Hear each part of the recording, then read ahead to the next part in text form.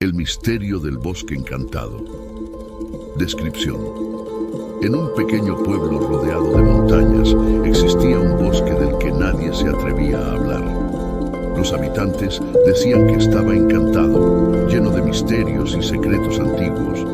Pero un día, un joven valiente llamado Lucas decidió descubrir la verdad. Historia. Lucas siempre había sido curioso. Desde pequeño escuchaba las historias sobre el bosque encantado y soñaba con explorarlo. Un día, armado con una linterna y una mochila llena de provisiones, se adentró en el bosque. A medida que avanzaba, Lucas notó que los árboles parecían susurrar. Las hojas crujían bajo sus pies y una niebla espesa comenzó a rodearlo.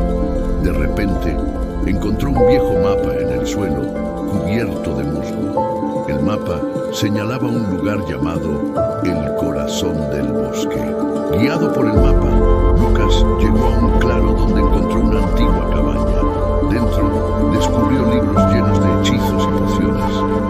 En una de las páginas leyó sobre un portal mágico que conectaba el bosque con otros mundos. Decidido a encontrar el portal, Lucas siguió las instrucciones del libro y tras recitar un antiguo encantamiento, una luz brillante apareció ante él. Sin pensarlo dos veces, cruzó el portal y se encontró en un mundo lleno de criaturas fantásticas y paisajes asombrosos.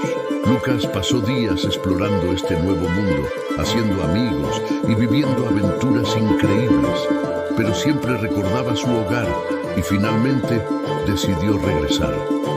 Al cruzar de nuevo el portal, el bosque parecía menos misterioso y más acogedor.